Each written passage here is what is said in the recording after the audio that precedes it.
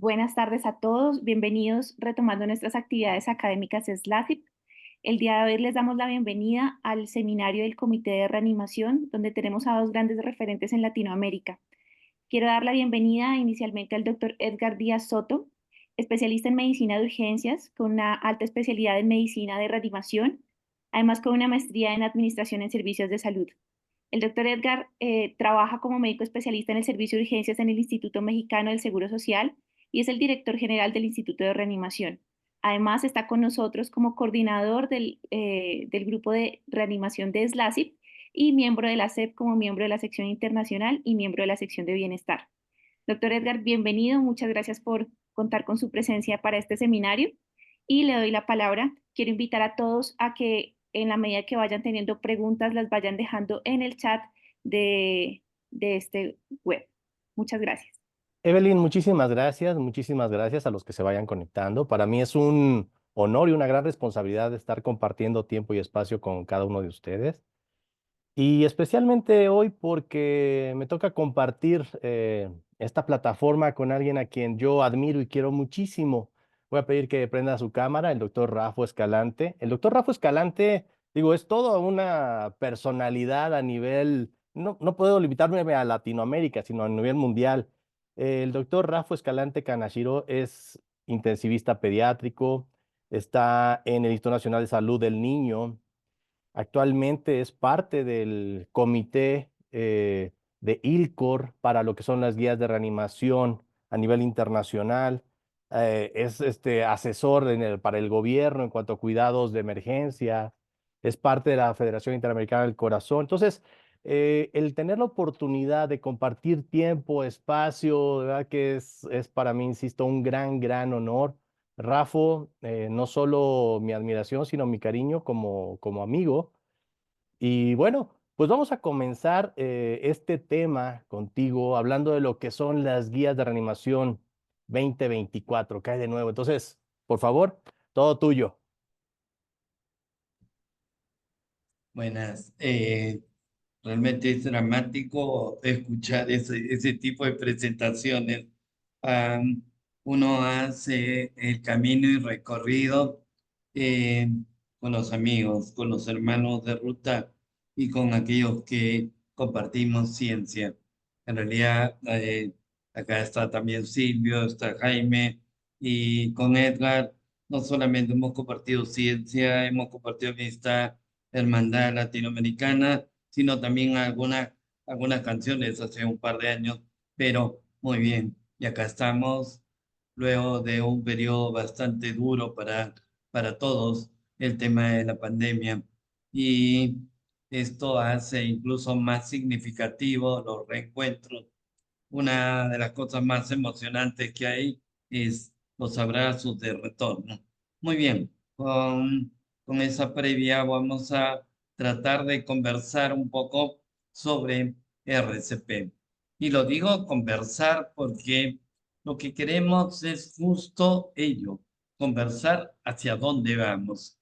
Tenemos casi a puertas las días 2024. Como ustedes saben, tenemos que guardar cierta confidencialidad en ese aspecto.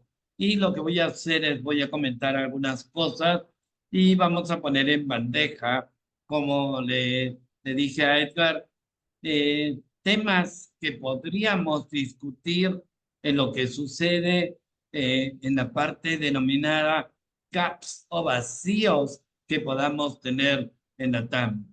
Yo les pido a todos los asistentes que se sientan en la libertad de poder conversar en esta fase a través del chat respecto a todas sus dudas y a todas las opiniones que pudiéramos tener al respecto. Yo sé que esto se está grabando y quizá podemos construir un artículo o un paper a partir de ello, las dudas en Latinoamérica. Muy bien, RCP pediátrico, ¿hacia dónde vamos? IAS 2024. Los conflictos de interés personal son básicamente académicos, no tengo vínculos con la industria ni a nivel comercial. ¿Qué es lo que tratamos de ver siempre a lo largo de estos años? Y no solamente en RCP. Son los aspectos críticos que involucran la ciencia. Es decir, aclarar los procesos. Y cuando aclaro los procesos, decimos, los que estamos involucrados un poco en gestión, cómo está el input, cómo está el proceso mismo y cuál es el output en cada línea de trabajo.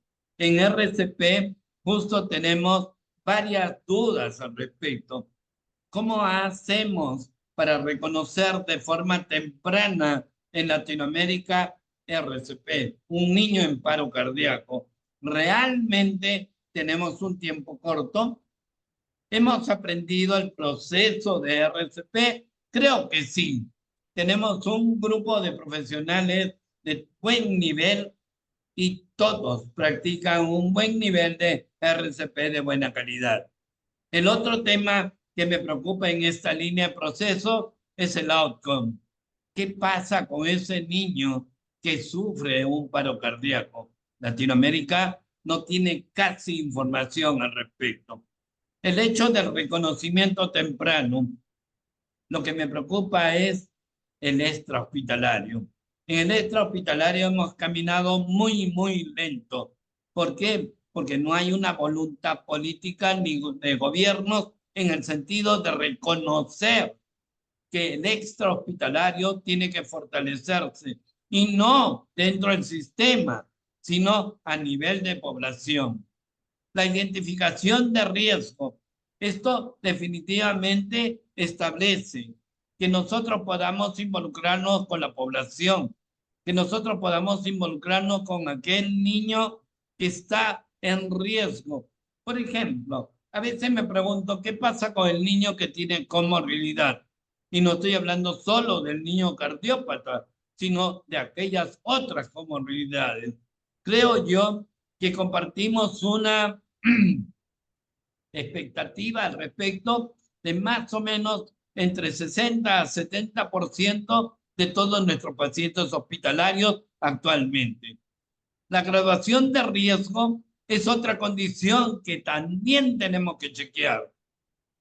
Probablemente si ustedes dicen, miren, ahí está Edgar, está Silvio, está Rafo, está o todo el mundo. Pero ¿cuántos riesgos tenemos de modo individual de desarrollar un arresto cardíaco? El otro punto, actuación. ¿Realmente permitimos que exista una actuación eficaz, eficiente y de calidad para producir eficiencia en el producto? Eso es lo que nosotros tenemos que rondear y preguntarnos. Muchas veces esperamos de estas reuniones cifras, números, porcentajes o curvas, pero yo creo que tenemos que ir ahora a un sentido crítico de análisis de lo que realmente puede estar sucediendo. Cuando nosotros vemos las carreras del auto, PQ, ¿no? Los famosos pits, ustedes se han dado cuenta que en casi 21 segundos, en menos de un minuto, yo creo que cambian hasta de chofer. Nosotros en medicina tenemos que cambiar. No creo, yo en lo personal siempre lo digo, la hora de oro, la hora de platino o lo que sea, no es una hora. No son, tengo que poner medicamentos en el plazo de una hora. 7.6 de mortalidad asociada si yo me demoro poner antibióticos en sepsis. ¿Ok? Está muy bien. Pero lo que tenemos que hacer es tiempo cero. Es decir, actuar ya para disminuir el impacto. Esto hace que nosotros podamos modificar los porcentajes de impacto. A nivel intrahospitalario hemos mejorado de 14.3 a 39.4 prácticamente unos 10 años. Pero eso fue a raíz del impacto que significa RCP de buena calidad y RCP solo con las manos. El otro hecho es, en el extrahospitalario casi no hemos cambiado nada. 8,3 contra 11,1. Pero lo que no sabemos es el impacto de los sobrevivientes. Y eso es un desafío. Ya comenté algo. Establecer el componente tiempo dependiente en el diagnóstico y tiempo dependiente en la intervención, en el tratamiento. Ustedes ven que emergencias cardiovasculares es un hecho fundamental. No podemos demorar. Cuando menos perfusión, cuando menos oxígeno llegue a la célula, y estoy hablando a la célula en líneas generales, va a haber más impacto, va a haber más daño. Por lo tanto, nosotros debemos entender proveedores, sistemas, lo más sofisticado que fuera, que el tiempo es oro. Y como dicen básicamente los neurocirujanos, los neurólogos, el tiempo es cerebro, pero en realidad el tiempo es calidad de vida. Es algo que quiero que ustedes comiencen a pensar. Cuando atendemos un paciente oncológico, cuando atendemos un paciente cardiópata o cuando atendemos un paciente en arresto cardíaco, lo que nos debe preocupar es la calidad de vida posterior. ¿Qué posibilidades hay que ese niño vuelva o retorne a su condición previa? A ir al colegio, a desarrollar sus actividades, a compartir con la familia. Y no que toda la familia o toda la sociedad lo asista. Tenemos dos documentos que para mí son importantes hoy.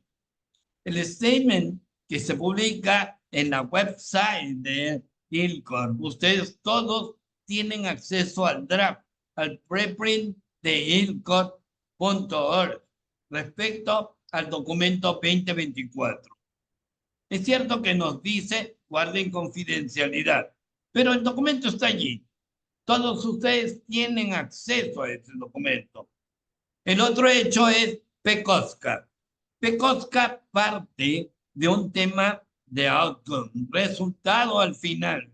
Vamos a discutir en una última lámina un poco de este concepto. Y PECOSCA es Pediatric COSCA.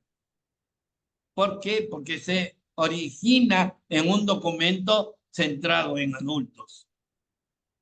Latinoamérica es la CIP, tuvo la fortaleza de estar generando guías y consenso de nivel local. No quiere decir de menor graduación en cuanto a los contenidos, sino cómo adaptarnos y cómo entender una guía global.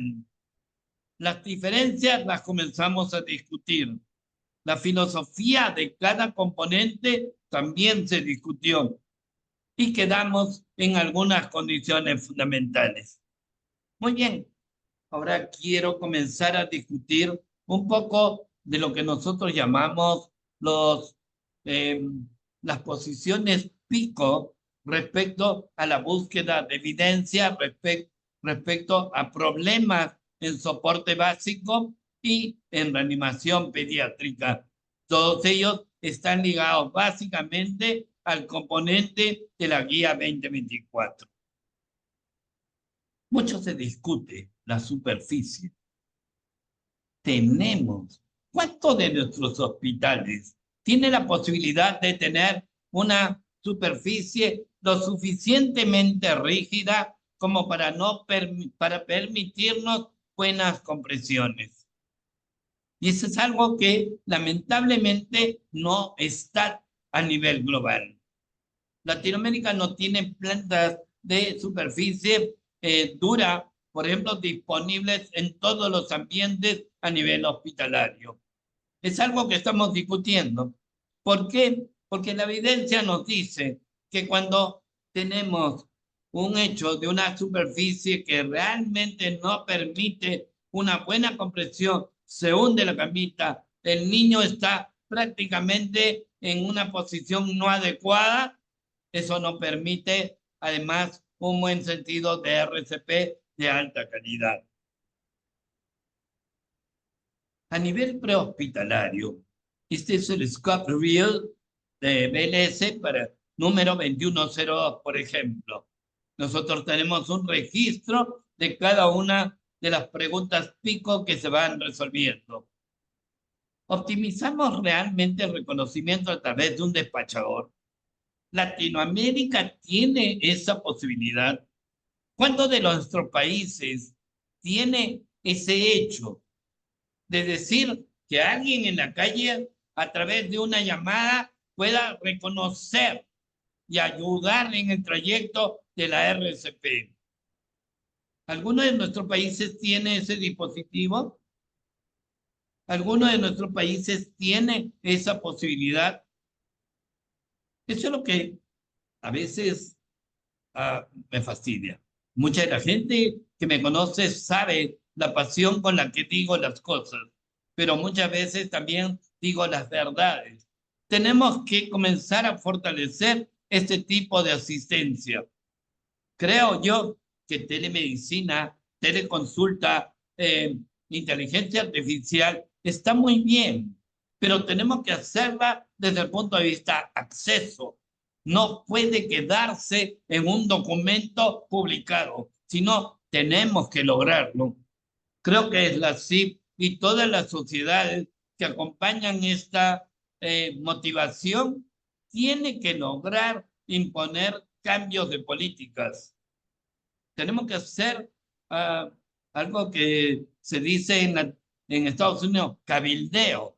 Y el cabildeo significa entrar en el buen sentido de la palabra, en el efecto del lobby con los grupos de poder, para poder cambiar, valga la redundancia, este acceso.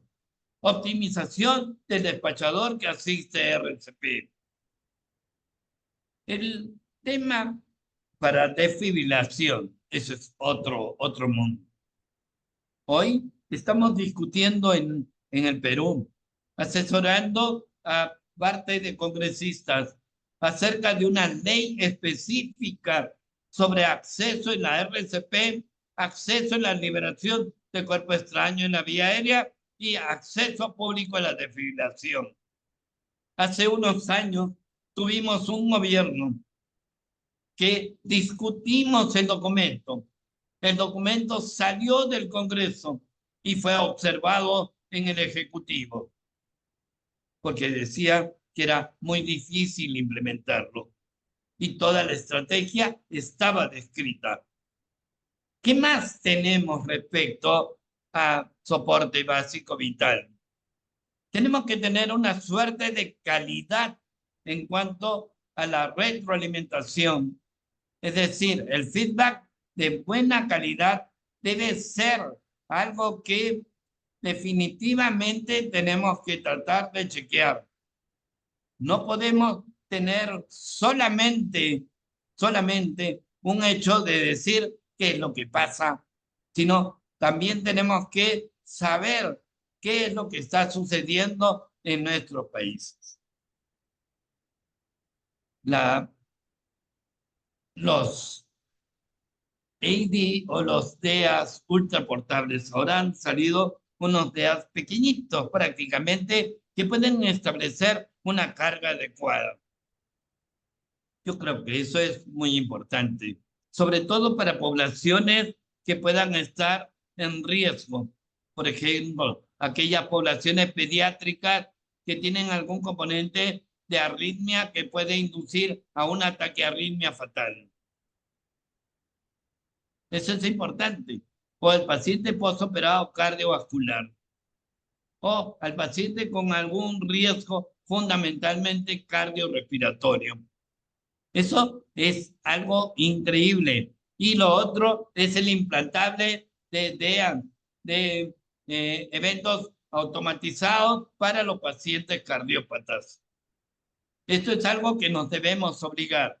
Hoy, en el instituto, hemos podido generar una guía técnica para aquel grupo de pacientes en riesgo y que el sistema asuma los costos en cuanto a proveer, por ejemplo, desfibriladores implantables. Y esto es muy bueno para el niño. La velocidad de compresión sigue siendo un tema de discusión. Todos los años paramos discutiendo ese aspecto.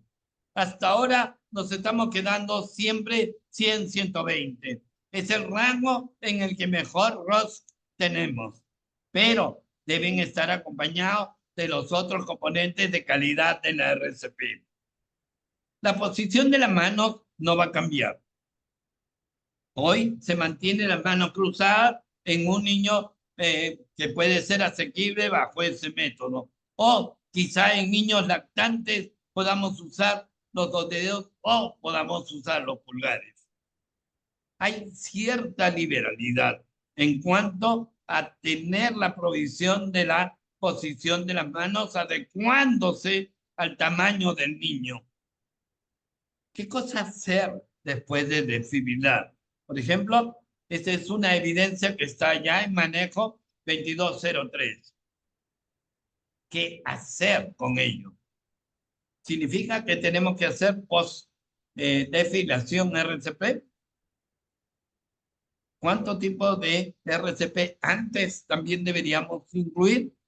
Recuerden que siempre que hablamos de desfibrilación ventricular, tenemos las famosas fases y la última fase metabólica en donde prácticamente se estableció daño celular es una fase prácticamente de no retorno. Por ello, cuanto más temprano y cuando le demos soporte al paciente, va a ser mucho mejor. El tema de control de ritmo. El control de ritmo tiene que ser un componente fundamental para poder actuar.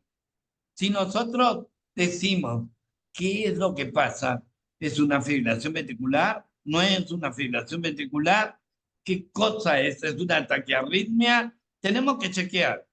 Y una vez que el paciente recupera ROSC, tenemos que saber qué ritmo está de salida para poder darle el soporte adecuado.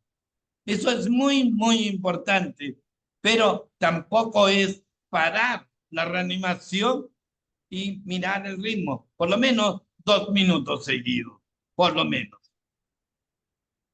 Se ha hablado mucho del tema de levantar la región cefálica, se discute mucho el ángulo, 30 grados se extrapola prácticamente de lo que nosotros pensamos a nivel neurológico para mejorar perfusión de nivel central. Entonces, como ustedes ven, hay mucha ciencia por la cual tratar de hacer investigación. Tengo el lujo de personas como Jaime, que se dedica a investigación, Silvio, Edgar, en lo personal, pero tenemos que hacer eso una tarea obligada dentro del plano médico. Tenemos que investigar. Coloquemos al niño con una cabeza a 30 grados y miremos cómo va. Tengamos sensores para ver un nivel de perfusión. Ahora es fácil. Y entonces esto tiene que estar acompañado de todas maneras de publicaciones a nivel latam. Creo yo que Latinoamérica tiene una fortaleza muy grande. Somos generadores de ciencia, pero hay que escribir, hay que escribir. Los programas de acceso público a la desfibrilación, ese es otro de los puntos clave. Hay países que han desarrollado muy bien ese tema. Uruguay, Argentina, Chile. Otros países en posición intermedia. Nuestro país no tenemos mucha referencia al respecto. Tenemos muy pocas áreas denominadas cardioseguras.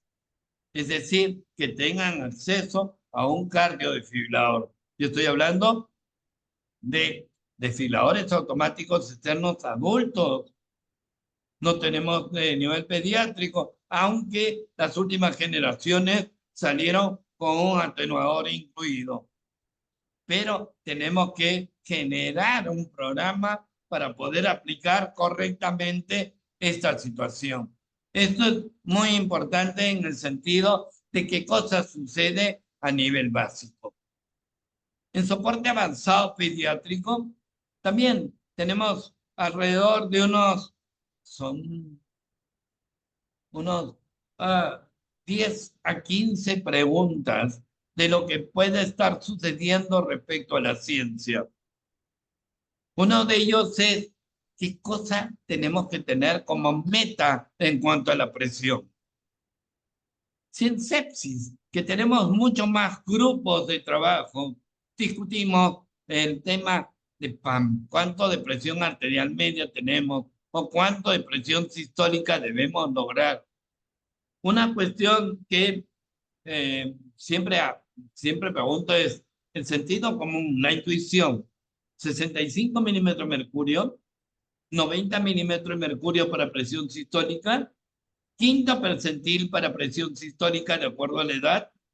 Entonces, tenemos que comenzar a manejar ello. Si nosotros monitoreamos a nuestros pacientes en modelos multimodales y sabemos cuánto de nivel perfusional tiene, entonces podemos comenzar a reportar. El hecho de utilización de medicación anticonvulsiva es todo un tema. Eso estará sujeto probablemente al tiempo de reanimación, algo que queremos conversar con Edgar. El otro hecho es cómo manejar la vía aérea. La última recomendación nos dijo, una vía aérea, por ejemplo, cuando se tiene una vía aérea avanzada, todos deben tener CAF. ¿Por qué? Porque eso nos va a asegurar volumen alveolar y presión intraalveolar. Pero ahora también se está fortaleciendo mucho el entrenamiento con la bolsa máscara. En cuanto a el control ventilatorio oxigenatorio, hay una pregunta pico en la cual se está comenzando a discutir y mirar la evidencia. No hay trabajos a nivel pediátrico consistentes de cuál sería el target o cuál sería la meta a lograr en PCO2 y oxígeno de componente ventilatorio oxigenatorio. Sabemos que tenemos que tener un buen nivel oxigenatorio para permitir que se activen mecanismos aeróbicos dentro de la célula. Sabemos la sensibilidad, por ejemplo, del glucocálix respecto a estas variantes. Sabemos que el CO2 tiene un efecto vasomotor a nivel central, pero ¿cuántos de nosotros cuida esos parámetros? Eso es algo que tenemos que comenzar a mirar y pensar. La frecuencia ventilatoria es muy importante para mirar el CO2. El efecto de hipertensión pulmonar en arresto cardiopulmonar es otra de las condiciones que se están leyendo y qué sucede en estos pacientes. Hay muy pocos trabajos, por ejemplo, con aplicación de óxido nítrico en pacientes post. Y entonces eso nos lleva a una conducta en un sentido prácticamente experimental en cuanto a qué cosa está sucediendo. Uno de los hechos fundamentales también es el tema del paciente portador de cardiomiopatía o miocarditis. De repente Jaime va a tener mucho más experiencia porque trabaja en un área fundamental.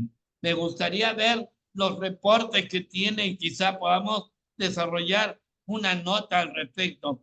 Pacientes con cardiomiopatía o miocardiopatía que hayan hecho arresto cardíaco, qué ritmo tenía, cuál fue el tiempo de rescate y cómo es el outcome. 3 componentes fundamentales.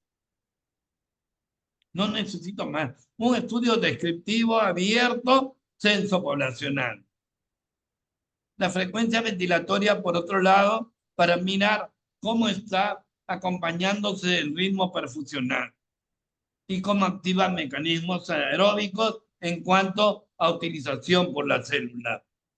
Entonces, estas son las cosas que realmente nos preocupan. Sabemos que el paro cardíaco entre lactantes niños son diferentes en el adulto.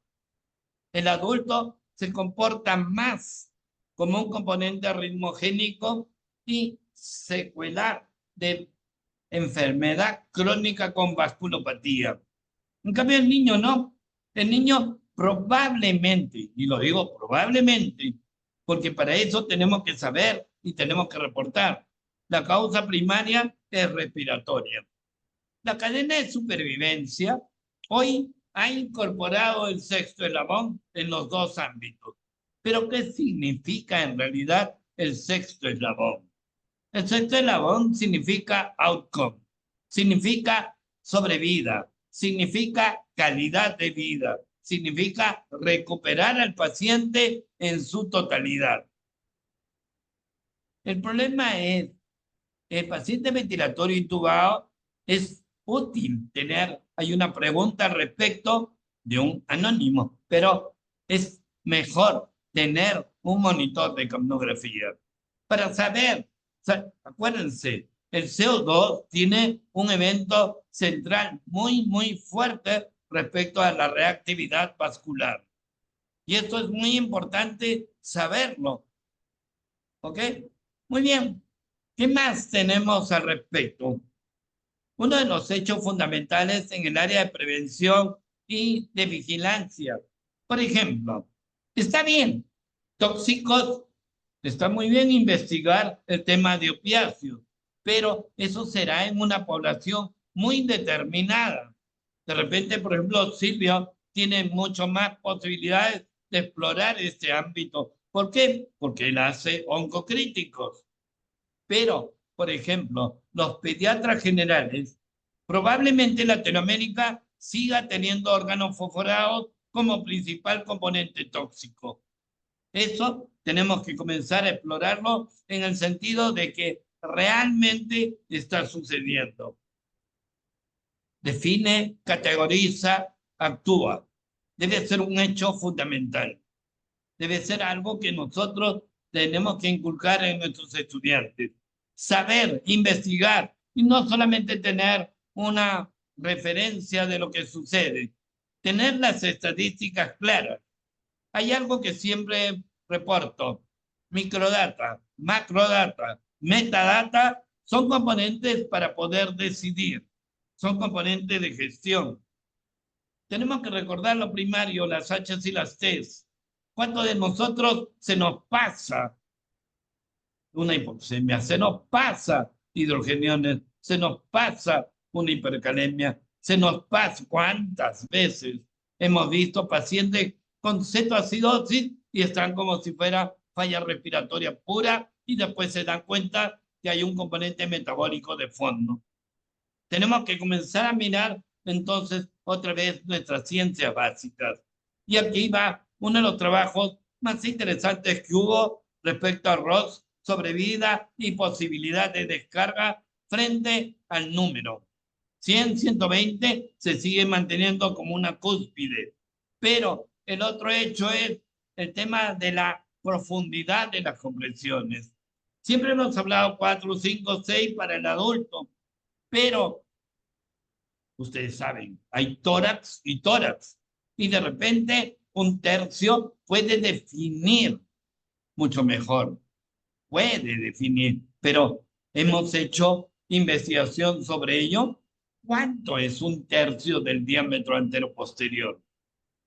Es como aquel trabajo que fue elegante de medir el área que cubría los dos pulpejos de dedo cuando hacíamos con 2 dedos, o los pulgares. Y entonces, esos son ámbitos de investigación muy interesantes. Tenemos que aprender liderazgo. El que está en reanimación cardiopulmonar tiene que mantener condiciones de líder para poder dirigir al equipo, para poder decir, construye. Tenemos que tener respeto, tenemos que tener conocimiento, tenemos que compartir escenarios y tenemos que tener roles y responsabilidades. El desafío entonces es ahora cerebro. Ya no es tanto cardiovascular, sino cerebro. Y cuando hablo de cerebro, en realidad hablo de todo el componente celular de una persona. Tenemos que cuidarlo. No podemos estar felices. Ya tenemos ROS y después tenemos un niño secuelado severo. Tenemos que pensar que ese eslabón último en los dos componentes, intrahospitalario y extrahospitalario, significa calidad de vida. Y calidad de vida, algo que discutíamos un poco hace un par de días con Edgar. ¿En qué momento yo puedo decir cuánto de impacto neurológico pueda tener? Aparentemente la literatura nos habla de 72 horas, que es el punto corte para mirar cuánto de daño puede tener el paciente. Es cierto que sabemos que cuanto más dura, menos sobrevida, pero a esto yo tengo que agregarle una curva, calidad de vida. El tema de autonomía de la persona para mí es fundamental. La capacidad de decir yo quiero es fundamental. Cada uno de ustedes hizo efecto de un componente ético, de un principio ético, el principio de autonomía. Decir, yo quiero estar en la charla. Está bien, está bien. Pero eso significa también horizontalizarlo en nuestros pacientes posarresto. Igual en aquellos que tienen desfibrilación. Y ustedes se dan cuenta que es consistente en cuanto a las dos curvas. Siempre he discutido este hecho. Mucha gente habla de síndrome postparo cardíaco. Yo creo que eso no existe en lo personal. Existe síndrome post-reanimación. Y cuando digo post-reanimación, establezco la responsabilidad de lo que yo hice en el efecto de reanimación. El síndrome postparo se murió, pues, ese es el síndrome postparo. Pero el síndrome post-reanimación tiene una implicancia mayor. Tiene una implicancia de responsabilidad, de profesionalidad, de compromiso. En ella vamos a asistir a euforia, disfunción, CIRS, isquemia, reperfusión, impacto sistémico y fortalecimiento del daño preexistente. Tenemos que tener metas muy claras en la post-resucitación. Las metas muy claras definitivamente van en la fase hemodinámica, preservar neuronas, prevenir hiperventilación. Escuchen. Y por otro lado, adelantarnos en aquellas causales que permitieron el arresto cardíaco. El tiempo es pronóstico, es outcome. ¿Cuánto de lo que enseñamos, cuánto de lo que discutimos, realmente lo recordamos y lo hacemos?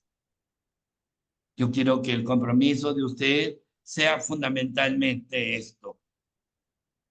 Vean el dominio intermedio al centro, impacto de vida, impacto en la salud. Tenemos que tener un niño que tenga capacidad cognitiva, que sus capacidades físicas estén completas, que se vea bien. Todos nosotros los pediatras, cuando una mamá o un papá nos dice, no lo veo bien, prendemos todas las alertas. Muy bien, tratemos de conservar ello. Tratemos de enseñar a la familia un cuidado sobre ese paciente que ya tuvo un arresto. Establezcamos un compromiso. Hagámosle caso a esta foto de una niñita arequipeña que hoy cumple aniversario en la ciudad. Pero quiero en esta niñita representar a todos los niñitos de la TAM y hagamos ese esfuerzo de tratar de ser mejores en cuanto a la ciencia aplicada en el paciente, no el paciente y la ciencia. ¿Ok? Gracias. Rafo, de verdad, muchísimas gracias. Es un gusto poder escucharte. La pasión y el conocimiento cuando se juntan, de verdad que es increíble. Gracias. Bueno, Pues vamos a continuar con esta charla y para mí de verdad que ha sido un gusto enorme el que primero me hayan considerado como parte de este comité de reanimación, dado que yo no soy pediatra, pero soy un apasionado de la reanimación. Muchísimas gracias a la CIP, de verdad que estoy comprometido y estoy agradecido. Bueno, pues vamos a continuar con esta charla y hablemos sobre RCP.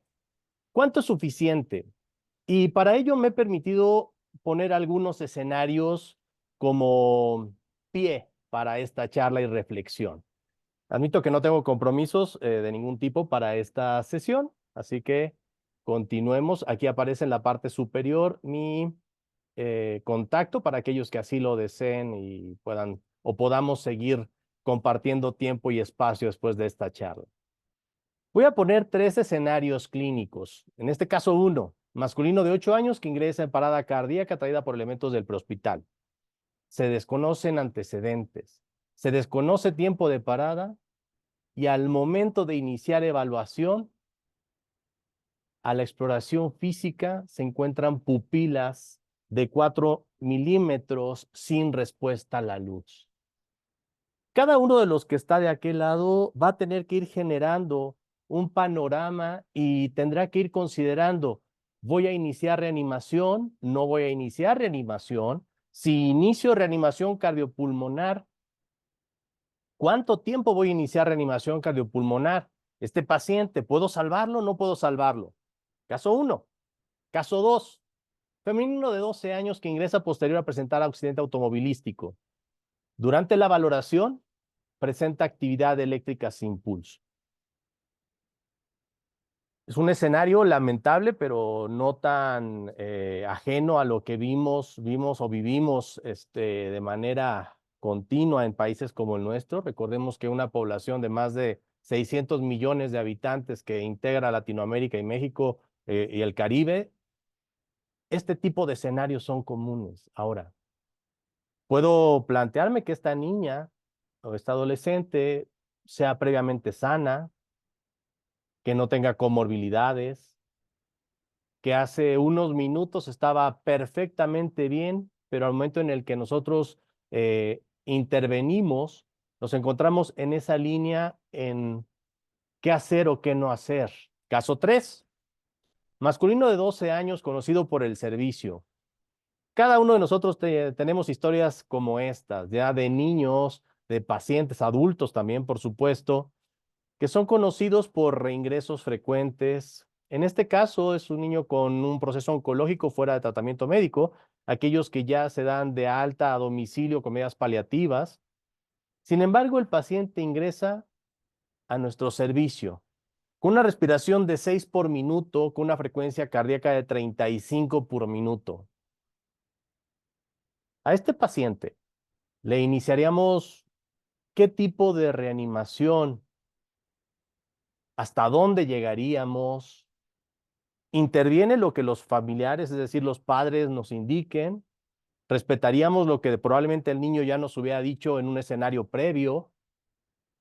Intervendrían aspectos éticos necesariamente, por supuesto, en la toma de decisiones ante pacientes como estos. 3 distintos escenarios que nos deben hacer reflexionar sobre reanimación cardiopulmonar, cuándo sí, cuándo no. Y en el caso de cuándo sí, ¿cuánto tiempo es suficiente? Bueno, las metas para esta charla van a ser tomar datos relevantes respecto al lugar y tiempo de las maniobras, un breve recordatorio de la fisiopatología de la parada cardíaca. No pretendo en lo más mínimo meterme al cáliz celular, no en lo más mínimo, pero sí recordar ciertos aspectos, sobre todo en cuanto a tiempo.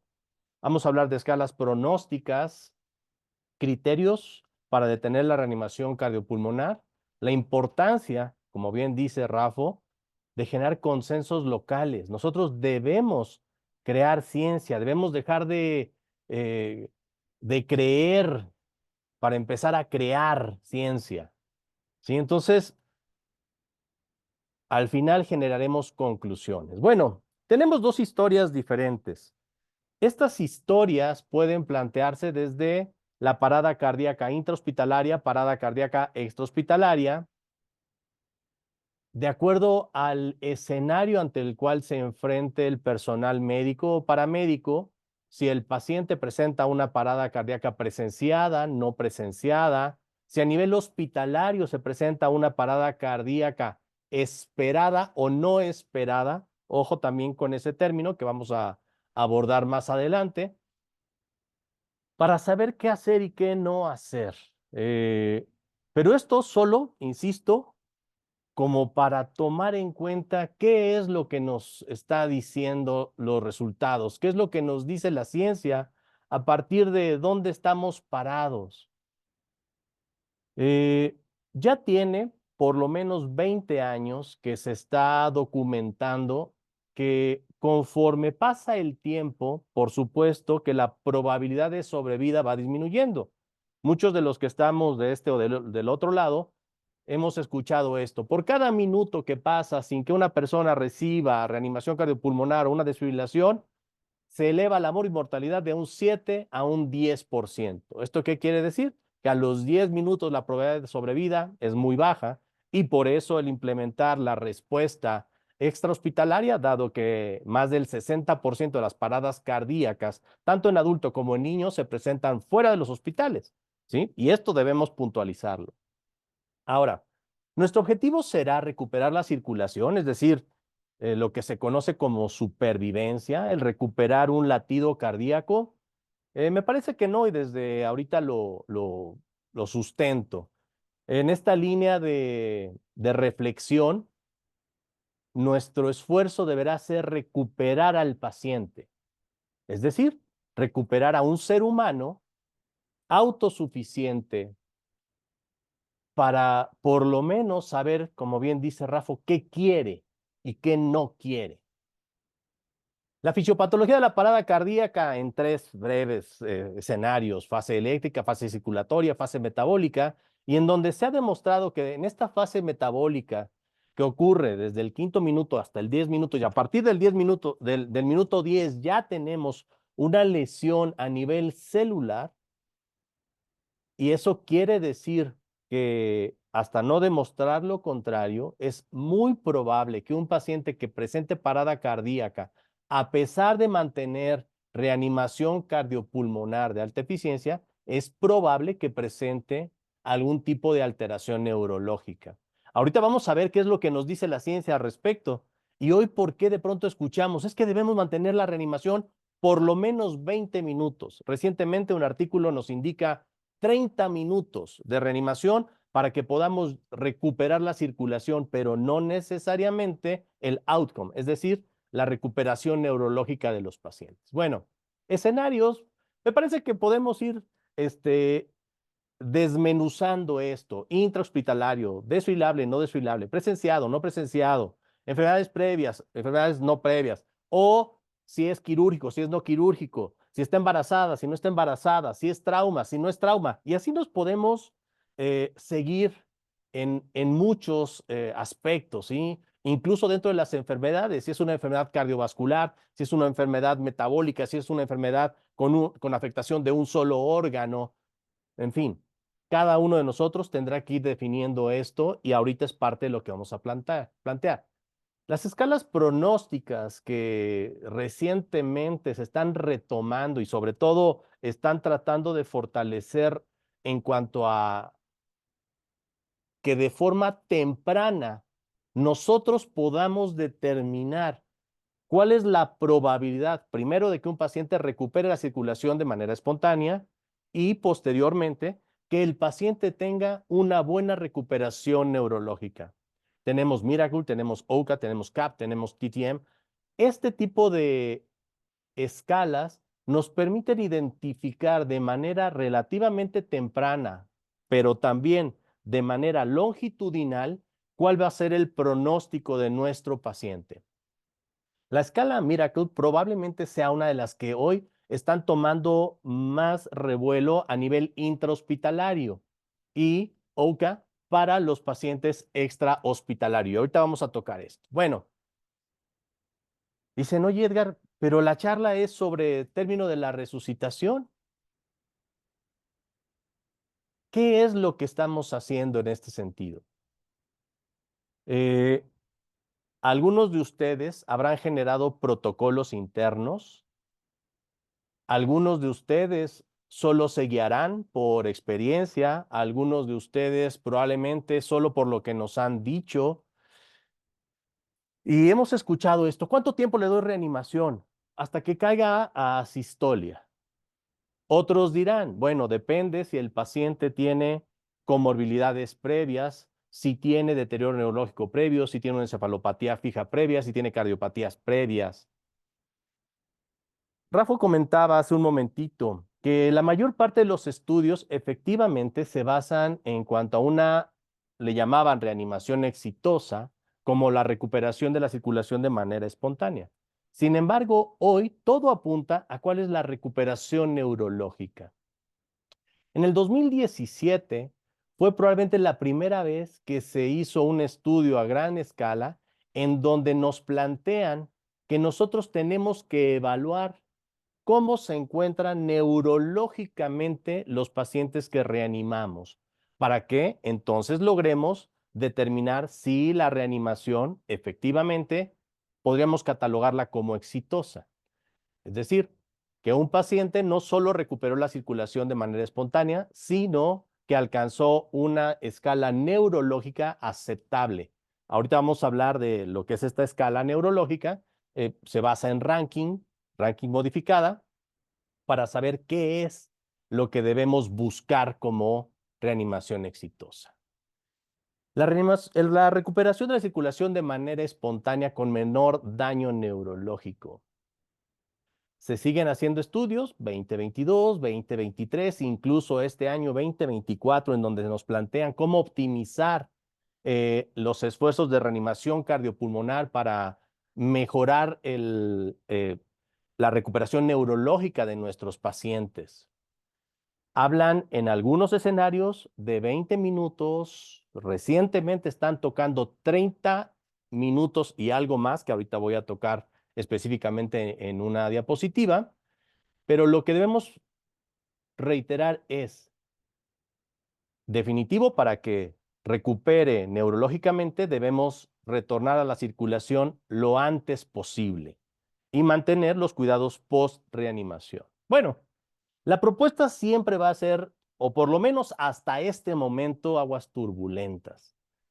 Va a haber algunos de nosotros que digamos, es que debemos mantener la reanimación hasta por 1 hora o 2 horas, dependiendo de cómo se encuentre el paciente. Bueno, cada vez más nos apunta la evidencia al riesgo que esto conlleva en cuanto a futilidad terapéutica.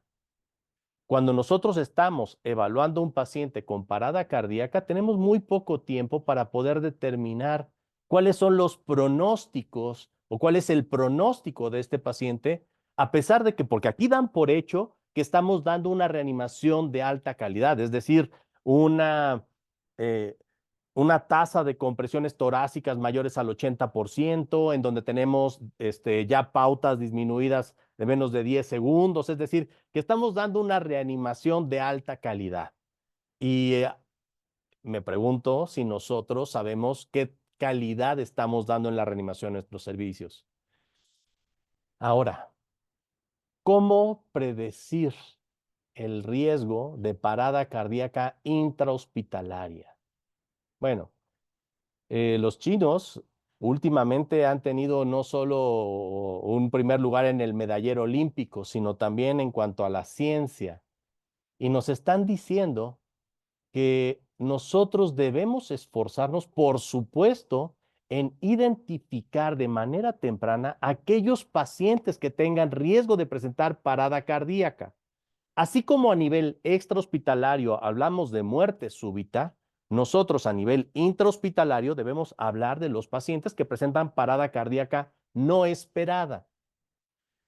Voy a poner ejemplos que considero pueden ser muy claros. Un paciente con un proceso oncológico en fase avanzada, fuera de tratamiento oncológico, y que lo tenemos con cuidados paliativos en una sala controlada con sedación analgesia, con acceso a su familia. Bueno, este paciente es muy probable que presente parada cardíaca. ¿En qué momento? Todavía no lo sabemos. Sin embargo, a eso se le llama parada cardíaca esperada. Ahora, ¿cuándo hablar de una parada cardíaca no esperada? Por ejemplo, a un niño postoperado de apendicectomía que por circunstancias ajenas a nosotros probablemente presente deterioro y paro cardíaco no esperado. Entonces, todo esto tenemos que irlo analizando. Ahora, Miracle, ¿qué nos dice? Bueno, nos habla de cuál es la situación que plantea la parada cardíaca, si es conocida, si no es conocida, si es inicial, si es desfibrilable, si no es desfibrilable, si utilizó o no adrenalina, la edad, por supuesto, si es mayor de 80 años. Vean los puntos que nos está dando con esto. Y nos dice que pacientes con una escala de Miracle mayor a 5 puntos es un paciente con un pronóstico desfavorable, no solo para la recuperación de la circulación de manera espontánea, sino también para un mal pronóstico cerebral. Entonces, cuando nosotros tenemos un paciente en parada cardíaca, idealmente tendríamos que considerar hacer esta evaluación para que determinemos qué es lo que vamos a hacer y también, ojo con esto, por cuánto tiempo. El retorno de la circulación de manera espontánea, para muchos es así como escuchar las campanitas, ¿no? Y ese beat del monitor casi de película hollywoodesca, y que en ese momento se ha salvado, como cuando le quitan la bala al héroe, suena el metal donde cae la bala, en ese momento se salva. Bueno, afortunadamente hoy nos damos cuenta que no es así. No basta con recuperar la circulación de manera espontánea. Tenemos que cuidar a ese paciente durante estas fases, la inmediata, la temprana, la inmediata, la de recuperación y por supuesto que también tenemos que analizar lo que es la etapa de rehabilitación que consideramos hoy el sexto eslabón de la cadena de sobrevida para que nosotros podamos identificar cómo evoluciona nuestro paciente. Bueno, el estado neurológico. Hablar de un ranking 0, 1 y 2 es hacia donde debemos apuntar. Es decir, un paciente que en el 0, bueno, pues es como un paciente completamente de características normales. Un paciente 1, o disfasia leve, alteraciones que pueden ser limitadas, pero que permiten autonomía y una vida normal. Un ranking 2 que permite una vida independiente. A partir de ahí, un ranking 3, 4 y 5 ya no sería considerada, por llamarlo así, como una reanimación exitosa. ¿Por qué? Porque ya estamos hablando de un paciente que va a ser dependiente hasta para sus necesidades más básicas. Este año nos enfatizan, de acuerdo a este estudio, cierto tiempo, y me voy a explicar de manera detenida. Nos habla de la probabilidad de sobrevida en pacientes dependiendo de tiempo, así como de un resultado neurológico favorable. En este caso, que fue hecho en adultos, nos dice que un paciente que recibe reanimación más allá de 39 minutos, la probabilidad de que recupere la circulación de manera espontánea es prácticamente de cero. Y que los pacientes que tienen recuperación de la circulación de manera espontánea más allá de 32 minutos, es un paciente que va a quedar con daño neurológico. Este estudio, que está libre, por supuesto, les pido que lo analicen, que lo cuestionen. Son casi 350,000 participantes los que se estudiaron. Entonces, no es un estudio menor, es un estudio que ya hoy nos está dando ciertas pautas. Sin embargo, recordemos estas fases de la parada cardíaca. También recordemos Miracle. A partir del minuto 20, prácticamente todos los pacientes tienen un mal pronóstico cerebral. Ojo, a partir del minuto 20. Entonces, ¿cuánto tiempo da reanimación?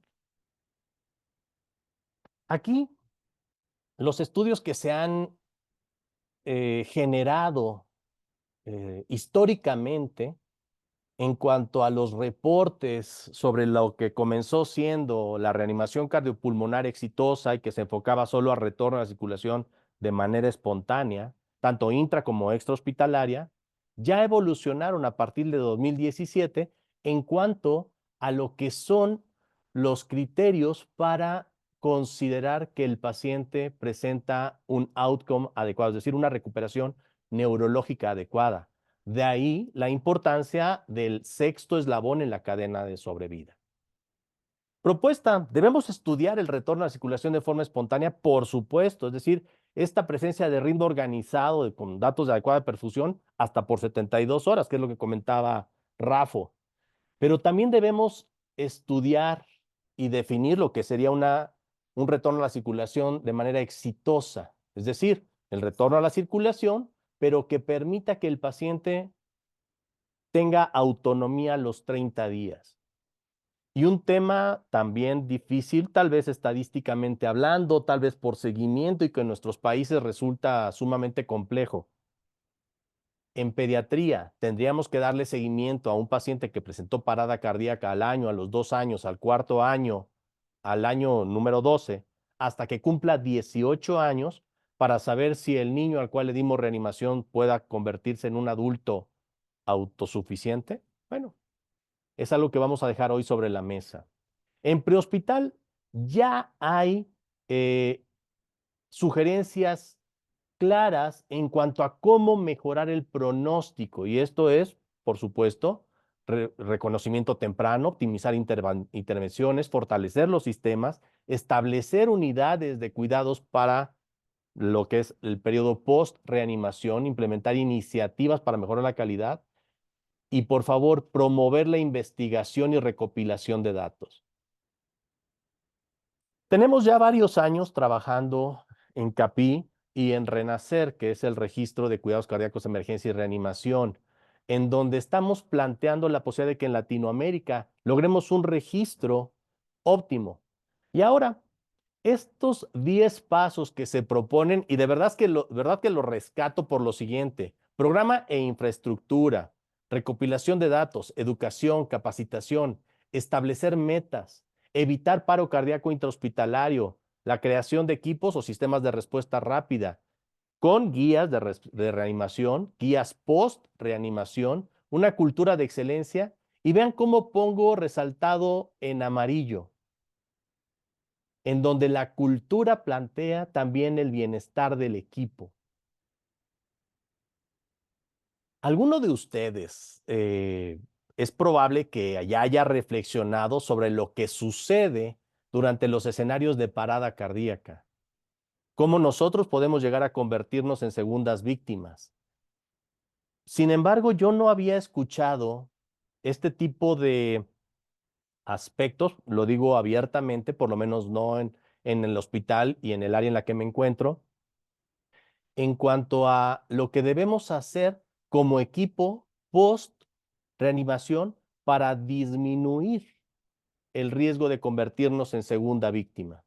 Bueno, unas propuestas, esta es una, en cuanto a los grupos y cuánto tiempo darle reanimación. Bueno, en el grupo 1 tenemos a pacientes previamente sanos, con hipotermia, sobredosis de barbitúricos, pacientes que por consenso todos los integrantes del equipo así determinen. Es decir, para mantener a un paciente en reanimación por más de 20 minutos debe ser un consenso por el equipo.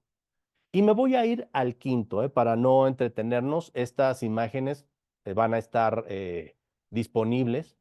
Y el 5, que es decir, término sugerido precoz, paciente que ingresa desde el prehospital en asistolia, paro cardíaco no presenciado, paro cardíaco en mayor de 80 años, paro cardíaco sin maniobras de reanimación, paro cardíaco por más de 14 minutos a nivel prehospitalario. Esto ya está descrito e incluso en Inglaterra ya está aceptado que a estos pacientes no se les debe dar reanimación cardiopulmonar.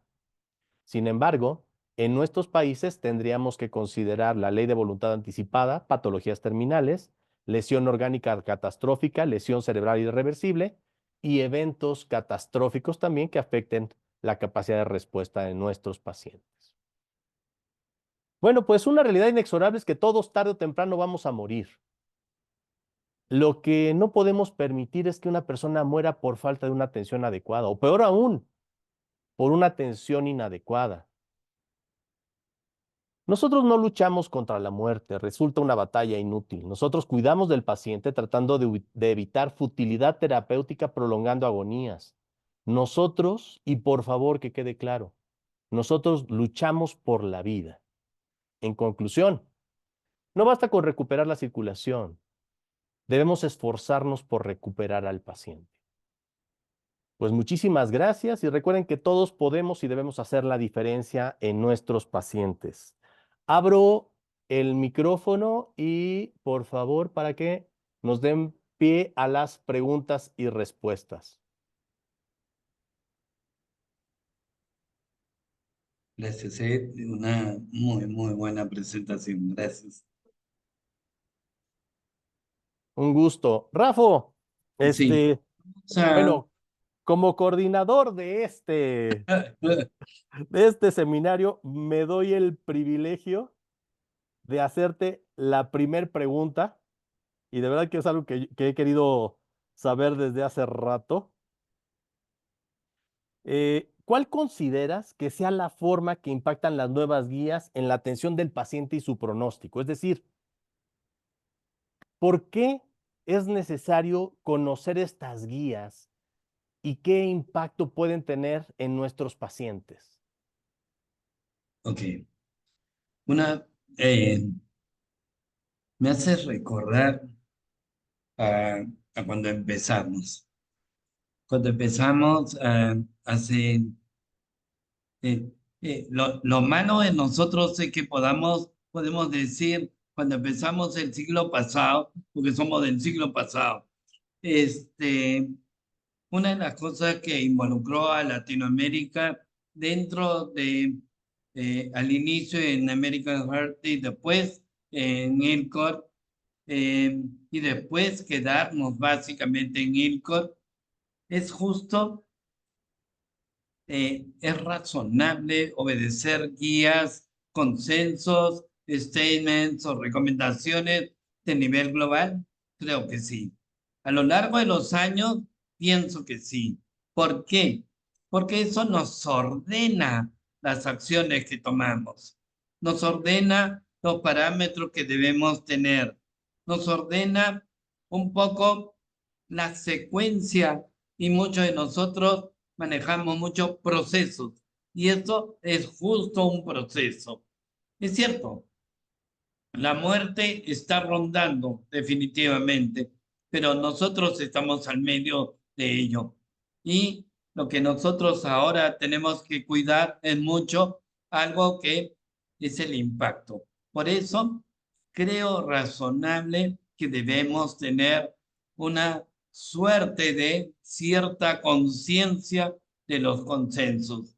No admitirlas a rajatabla, a ojos cerrados, sino ser racionales en cuanto a qué cosa tomar en cuenta. Yo creo que esa sería la visión respecto a tu pregunta, Ed. Muchísimas gracias, Rafo. Bueno, tengo por aquí preguntas. Una de ellas es directa hacia un servidor en cuanto a... Ah, no, este es para ti, Rafo. ¿Cómo se puede manejar el tema ético en un protocolo de reanimación? ¿Se debe firmar consentimiento informado? ¿En qué momento? En caso de estudios prospectivos. Bien, bien. En realidad esperaba esa pregunta y sé de quién viene. Este, es, yo creo que debemos tener algo en consideración. Los principios éticos es parte de la dominancia de cada uno de nosotros. Tenemos que saber comportamiento ético, tenemos que saber comportamiento deontológico, tenemos que hacer filosofía de la vida, definitivamente. Y tenemos que respetar una de las poblaciones más vulnerables que hay, el niño. El niño es vulnerable mucho se discute en qué momento puede un niño firmar un consentimiento. En realidad se llama sentimiento y es el niño que ya tiene madurez en cuanto a la decisión. Pero yo siempre me pregunto, yo como pediatra, con tantos años encima, no como pediatra, con tantos años encima, me pregunto, ¿en qué momento un niño es maduro? Si a veces veo un niñito de 4 años y me responde cosas increíbles. Y un niño de 8 o 10 años, Dios mío, este es un infantil. Y un adulto de 40, peor. Entonces, yo lo que digo es, tratar de mantener un cierto, Silvio, tratar de mantener una cierta comunicación con el niño, hablar con el niño. ¿Cuántos de nosotros pediatras saluda al niño cuando llega, por ejemplo, a la consulta, al hospital o a donde esté? Habla con el papá, con la mamá y el niño está allá abajo. Entonces, creo yo que si existe la posibilidad de que este niño sepa el pronóstico respecto a una condición y que se le explique de modo adecuado, puede aceptar o no. Es difícil, es difícil. ¿Por qué? Porque incluso en adultos hacer eh, eh, esto se llama no solamente consentimiento informado, sino es eh, adelantar una opinión. Por ejemplo, Juliana sabe que a mí, cuando veo un arresto cardíaco, déjenme ahí. Conserven todos los órganos que puedan para trasplantarlos. Y si quieren, tomen algún recuerdo, pero no sabiendo cómo es el sistema, yo no puedo exponerme a que sea una carga en la familia. Eso es algo. Ahora, tenemos que respetar la autonomía de nuestro paciente, tenemos que ser justos, tenemos que distribuir equidad dentro del sistema. Hay algo que quiero compartir con todos ustedes. Eh, me invitaron a escribir una nota sobre comportamiento ético y me atreví a hacer algunos cambios. Todos nosotros sabemos que la palabra es primero no hacer daño, pero la frase completa es no hagas daño, previene, cura. Yo le agregué et cununtur, en latín significa ahora acompaña. Y eso creo que es la práctica bajo la cual nosotros debemos hacer. El otro hecho, el otro hecho fundamental es, y creo que va ligado un poco al tema de esta respuesta, y permíteme, Edgar, extenderme un poco. Voy a compartir un documento que tengo acá. Este documento, perdón, ¿están viendo el documento? ¿O Sí, sí se ve. sí? ¿Lo están viendo? Sí, el Un PECOSCA, sí. PECOSCA. Sí. ¿Lo están viendo? Ya. El documento PECOSCA, ¿qué significa? PECOSCA es un set de pruebas, en realidad, respecto al outcome.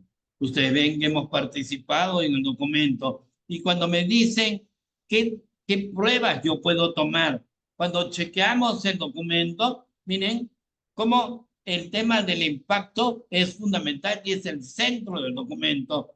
Por otro lado, tratamos de mirar dos escenarios fundamentales sobre vida, impacto y el impacto económico, pero para mirarlo en el tiempo. Y uno de los hechos que miramos es quiénes estaban sujetos dentro de ese escenario. Yo los invito a revisar este documento. Es muy, muy bonito. Dentro de ello tiene los elementos que yo puedo utilizar para poder medir el impacto neurológico en niños. Lo hemos utilizado, hemos graduado cómo se mide, cómo se administra, dónde debe ser usado cómo se desarrolla. Es un documento precioso, ¿eh? Y otra de las cosas que hicimos también es qué otras posibilidades de elementos teníamos, por ejemplo, para función cognitiva, función física y actividades de vida diaria. Entonces, a la persona que preguntó sobre qué elementos neurológicos están validados para, acá los tiene. Una de las cosas que tenemos que hacer justo es tratar de mirar ello. ¿Qué posibilidades hay de descubrir ese tiempo? Ahora, el otro hecho que discutimos mucho es el tiempo de seguimiento.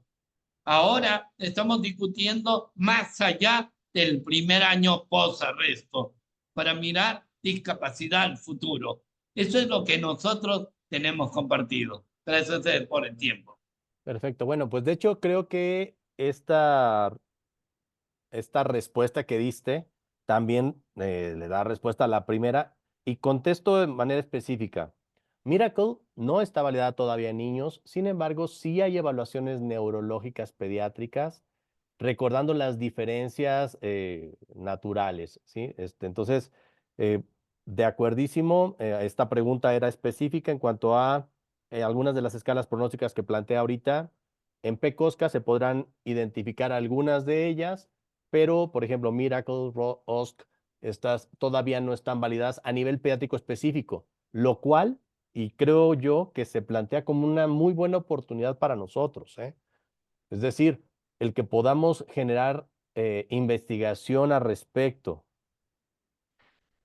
Bien, otra pregunta. Con los datos de desenlaces tan malos después de los 20 minutos de parada cardiorrespiratoria, debería cuestionarse el uso de ECMO en parada extrahospitalaria.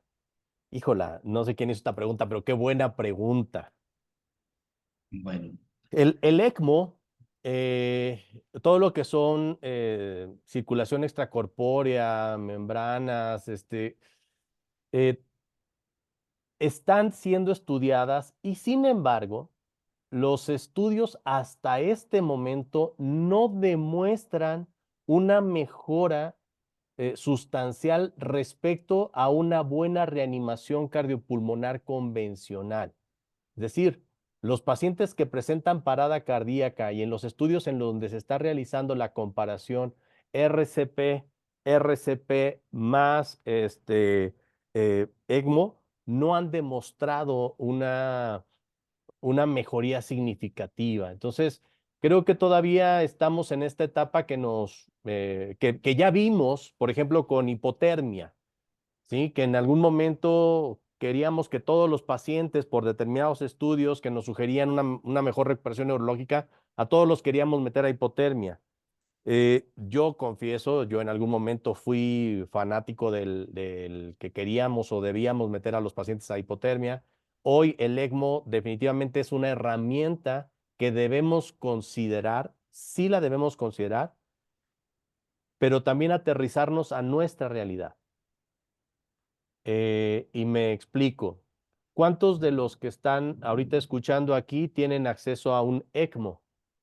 ¿Cuántos de los pacientes que ustedes han visto con parada cardíaca sometidos a ECMO? Y ahorita voy a ir orientando esta pregunta a lo siguiente. De los pacientes que han visto ustedes que presentan parada cardíaca fueron sometidos a ECMO. En México, y estoy hablando de un país con 123 millones de habitantes, el ECMO ya es una herramienta en algunos hospitales de alta complejidad, pero falta mucho para que consideremos, y hoy considero poco probable que lo vayamos a implementar en hospitales de menor complejidad. Es decir, si tú tienes a un paciente en un hospital de alta complejidad cardiovascular, que está en una cirugía cardiovascular, que está en una sala de cateterismo, adelante. En un hospital pediátrico de alta complejidad, que cuentas con ECMO, tienes malformaciones cardiovasculares, cuentas, me parece que sería una buena opción. Sin embargo, en este momento yo no tendría la información suficiente como para poder recomendarlo en pacientes con más de 20 minutos de reanimación, ¿eh? Pero dejo abierto esto, por ejemplo, si Rafa ¿tú considerarías algo distinto? Por favor, abiertamente y sin problema, ¿eh? Mira, en específico, ECMO es una posibilidad en el paciente posarresto y en el posarresto. Y básicamente para preservación de órganos en donación. Yo creo que ECMO, como parte ejecutiva de un arresto cardíaco, es muy complicado. La accesibilidad y el tiempo es importante. Además, el costo, tenemos muy pocas posibilidades de ello. Mi instituto no tiene ECMO, por ejemplo, pero tenemos acceso a través del Instituto de Corazón. ¿Ok? Solo lo aplicaría en el caso de, como digo, de preparar al niño para posibilidades de donación de órganos. Nada más. Bien, aquí otra pregunta. ¿Qué piensan de la permanencia de los padres durante la reanimación? Desde mi perspectiva, recomendable, pero debe ser establecida como parte de un protocolo en donde todo el equipo, y me refiero al sistema, esté de acuerdo y que esté previamente sensibilizado ante esta presencia. Cuando nosotros tenemos, en este caso, los padres observando la reanimación cardiopulmonar, definitivamente es algo que nosotros debemos evaluar de manera clara previamente y debemos ser conscientes de lo que puede representar el hecho de que los familiares estén ahí. Por un lado, facilitas el duelo, por supuesto. La otra, siempre considerar que están perdiendo probablemente a lo que más aman. Y entonces, el hecho de que estén ahí definitivamente es algo que desde mi perspectiva sí es algo recomendable siempre y cuando, insisto, siempre y cuando se traten de equipos previamente sensibilizados para evitar cualquier tipo de comentario o mala información durante el proceso. Rafa, no sé cómo le hagan en el Yo estoy de instituto. acuerdo en que la familia debe estar en el escenario. Esto es muy importante. Todas las veces que he estado en la unidad intensiva y he tenido la posibilidad de tener a la familia dentro del escenario, lo he permitido, lo he permitido. Pero eso también depende mucho a veces de preparar a la familia. Y es importante que la familia incluso sepa el protocolo. Se le explica eh, adecuadamente el protocolo y yo creo que debe participar. Yo soy muy amigo del denominado hospital abierto, es decir, donde la familia esté y donde los padres estén al lado del niño. Así es, y deberá ser algo voluntario, es decir, bajo ninguna circunstancia obligarlos a que estén presentes, pero sí permitirles el acceso si ellos así lo desean. Ahora, para un paciente que presenta segunda parada cardíaca en menos de 4 horas, ¿por cuánto tiempo se debe prolongar las maniobras de reanimación cardiopulmonar?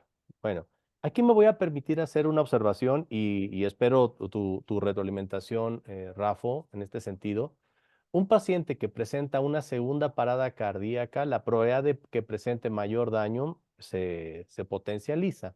Es decir, presenta una segunda parada cardíaca o porque no se ha cubierto la causa inicial de parada cardíaca o porque el evento es catastrófico para este paciente. Entonces nosotros tenemos que considerar como equipo, porque cada escenario es diferente. Y aquí es donde pongo o me refiero a los 3 escenarios, es decir, la niña que fue arrollada o el niño que ingresa sin ningún otro dato y que incluso puedes desconocer enfermedades previas, comorbilidades, medicamentos, etcétera.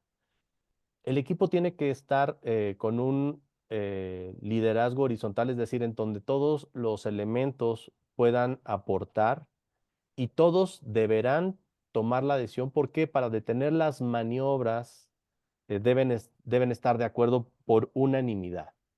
¿Sí? Entonces, pero bueno, Rafo, en el hospital donde estás tú, ¿tienen algún tipo de protocolo para este tipo de eventos? Muy bien. Cuando nosotros tenemos el protocolo único de atención del paro cardiorrespiratorio y aplicación de defibrilación temprana para niños. Cuando tú planteaste los 3 escenarios, me gustó mucho. Una de las cosas que tenemos es tiempo y paro. Cuando no sabemos el tiempo y paro y no tenemos una posibilidad realmente razonable de decir no reanimación, empezamos reanimación. El tema de valoración de pupilas temprano no es un buen parámetro en el sentido de impacto neurológico. Eso es una cuestión. No hay una conducta clara al respecto. Ahora, el hecho, yo conozco el artículo de tiempo de reanimación extrahospitalaria e intrahospitalaria. Cuando es extrahospitalaria, 20 minutos. Cuando es intrahospitalaria, 30 minutos. De verdad, la base de datos no la sé, no la tengo clara. Ahora, muchas de las cosas es sentido común, intuición. Eh, pero creo que el tiempo no está sujeto a cuánto tiempo le tenemos que dar, sino cuánto tiempo de calidad en la reanimación. Como tú bien dices alguna vez, hay personas que, doctor, yo he estado 50 minutos reanimando y el niño me fue muy bien después. Perfecto, perfecto. Pero lo que nos falta justo es describir. Actividad eléctrica sin impulso en niños, complicado, complicado. La mayor parte de veces es una bradiarritmia inicial que no es reconocida y no es manejada. Y el otro, el tema que va a estar muy sensible para Silvio es el oncopaliativo. ¿Tenemos que reanimarlo? ¿Tiene derecho a que lo reanimemos? A veces decimos, oye, ¿quién nos da el derecho de... Ese es un tema ético y alguna vez podamos discutir ello, me placería estar, pero es un tema ético. Si nos viene un niño onco pediátrico, no sabemos que está en paliativos, no sabe, tiene todo el derecho de que nosotros podamos brindarle reanimación cardiopulmonar. Si este niño viene con una tarjeta de no reanimación o viene con los padres y dice, por favor, no, esa es otra consideración. Esa es otra consideración. Por eso el contexto es muy, muy importante. Y de paso, estoy de acuerdo con las opiniones que han puesto sobre asistencia circulatoria externa y condiciones singulares, tanto en Argentina como en Paraguay. Así es. Y por último, ya para despedirnos, porque ya me están diciendo aquí que estamos sobre tiempo, ¿es ético prolongar las maniobras más de 30 minutos considerando la posibilidad de donación de órganos? Bueno, hasta este momento sí se está considerando siempre y cuando se tengan efectivamente protocolos, pero por favor, nosotros, y esto, híjola, eh, me, me, me pone en apuros en el siguiente sentido. Yo soy un partidario a todas luces de lo que es la donación de órganos, pero bajo ninguna circunstancia voy a anteponer esto a lo que sea lo mejor para mi paciente. Y me explico. Si este paciente o incluso esta familia no está de acuerdo en lo que es la donación de órganos, yo voy a respetar la decisión final de la familia y del niño. Porque si no, creo que ya en varios hospitales, sobre todo, este, no sé si esta escena se repita en Latinoamérica, en donde están los equipos para procurar órganos, dándose vueltas por los pabellones, viendo si van a hacerle algo o no al paciente. Entonces, eh, consideremos lo siguiente. Efectivamente, si es una situación, por ejemplo, un niño o un paciente con una lesión aneurismática, un tumor cerebral, que efectivamente pudiera ser alguien candidato para donar órganos, se debe sensibilizar a la familia y considerarlo también, pero no tendrá que ser bajo ninguna circunstancia como que nuestra finalidad, porque entonces ahí ya estaríamos perdiendo el, esta base bioética del no maleficencia, de beneficencia, de buscar lo mejor para nuestro paciente a costa de otras cosas, ¿sí? Pero bueno, Rafa. Sí. Yo creo que es importante el tema del tiempo.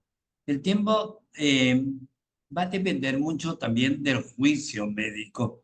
Si nosotros creemos y tenemos la suficiente sospecha, porque no vamos a tener evidencia hasta después de las 72 horas, y si no hacemos pruebas neurológicas, eh, si nosotros tenemos un alto nivel de sospecha, podemos ir conversando con la familia para la posibilidad de donación de órganos.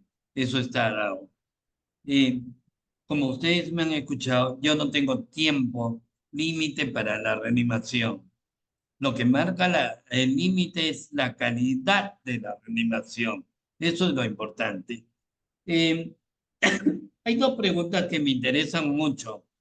El daño pulmonar, ventilación mecánica y RCP. En realidad, si el paciente requiere soporte ventilatorio, tenemos que comportarnos igual, ser protectivos con el pulmón, incluso con un pulmón dañado. O sea, tratar de recuperar ventilación, oxigenación a niveles óptimos.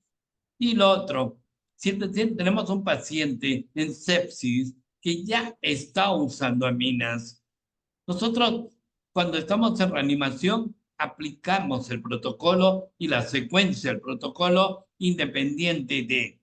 Y de todas maneras, si el paciente está en ritmos no defibrilables, entregamos adrenalina de modo inicial. Hay trabajos que han mostrado mejor eficiencia y sobrevida en aquellos pacientes. Es lo que quería apuntar finalmente. Correcto. Bueno, creo que ya estamos en tiempo, pero Evelyn o Silvio. Hola. Doctor Rafa, Edgar, muchísimas gracias por las excelentes conferencias. De verdad, en los mensajes hay muchos mensajes de felicitación. Estuvo espectacular.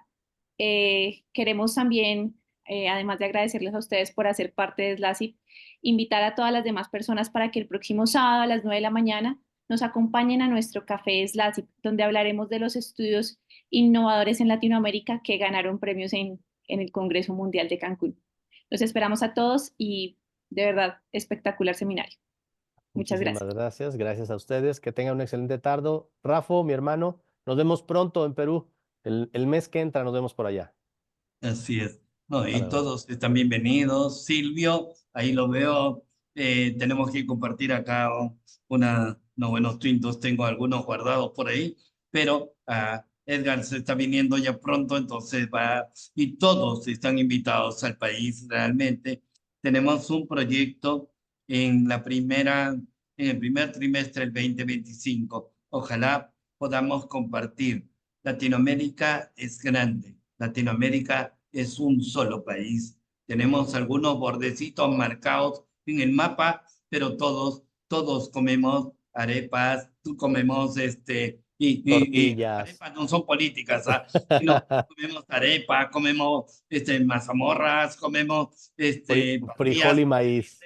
aunque dice que el asado paraguayo es muy bueno. Silvio va a gritar acá, ya, pero Es el muy tema bueno. es compartimos Latinoamérica. Somos orgullosos de ser latinoamericanos. Así es. E irnos preparando para el 2025. Está en nuestro corazón. Listo, un placer. Así es. Un abrazo a Gracias. todos. Buenas noches para Excelente. todos. Hasta luego. Muy buena noche. Chao. Chao, cuídense.